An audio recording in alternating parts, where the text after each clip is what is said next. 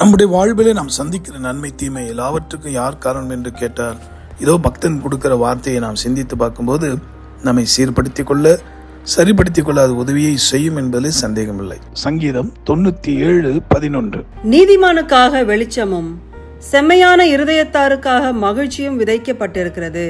பிரியமானவர்களே, இருளாகிய வியாதிகள், சாபங்கள், பாவங்கள், சண்டைகள், பிரிவினைகள் இதிலே வாழ அல்லது இவைகள் நம்மை தாக்கிவிடாதபடி தேவன் செய்கிறார். நீதிமானுக்காக வெளிச்சம். ஆம், இயேசுவின் ரத்தத்தால் கழுவப்படுகிறவர்கள் நீதிமான்கள்.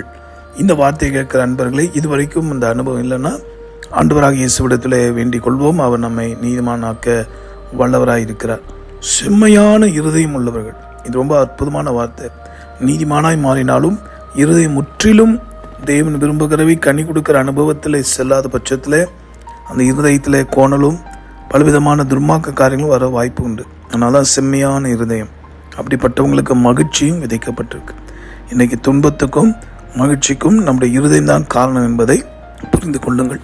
ஆக நம்முடைய இருதயத்தில் தேவனுடைய அன்பு பெருகிட, நம்முடைய இருதயத்தில் கர்த்தருக்கு பிரியமான தன்மை வந்துட அவரை நோக்கி வேண்டுதல் செய்வோமா?